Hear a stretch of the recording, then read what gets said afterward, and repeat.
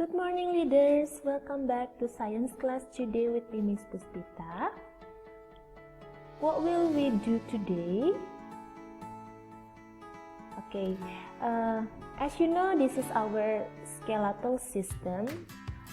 There are some bones to make up our skeletal system. We don't talk only about the bones, but also we are going to learn about joints. Joints are formed when two or more bones meet. Also, we can say joints are places in our skeletal system where bones meet. Okay, let's talk about this one by one. There are three types of joints in the skeletal system. The first one, immovable joints.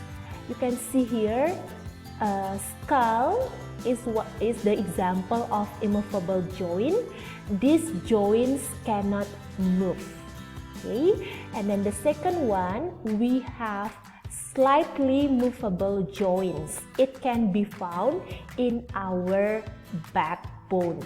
These joints can move slightly. Okay, and the last one, it is called freely movable joints.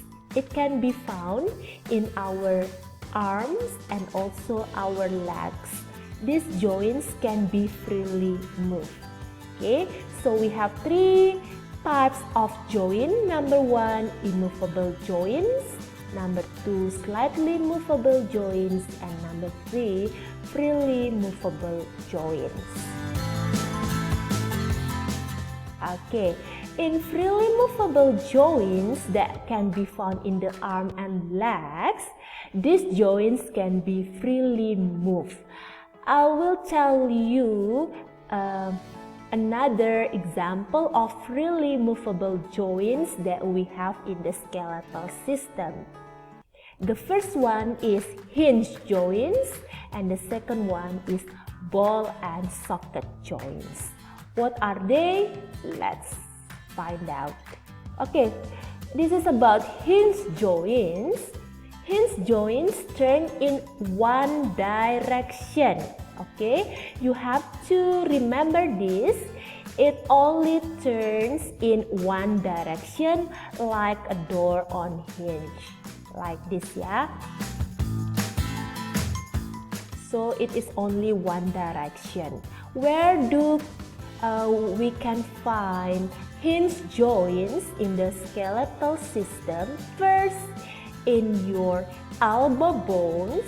When you try to move your elbow, it goes only in one direction. And another example, in your knuckles. And the last one is in your kneecap. Yeah, also when you try to move your kneecap here, it goes in one direction only. So elbow bones, knuckles, and knee bones are considered as hinge joints. Okay, let's go to ball and socket joints. This is different with hinge joints. Ball and socket joints turn in any direction. It can be up and down or side to side. Where do we find the ball and socket joints? First, in our shoulder blade, you can move it to another side, yeah, side to side, yeah. And then also in our hips, yes. So ball and socket joints are found in shoulder blade and also in our hips because they can turn in any direction. Okay. Besides that, we also have hinge and ball and socket joint. This is the combination, yeah. Where do we find this? First, in our ankles. because you can move it in one direction and also in another direction, side to side. Also in your wrist, they're also similar with your ankle, because it can turn in one direction only and also in another direction, side to side. Okay, so that's all about joints. I hope everyone understand my explanation well. Thank you so much for watching and have a good day. Bye bye.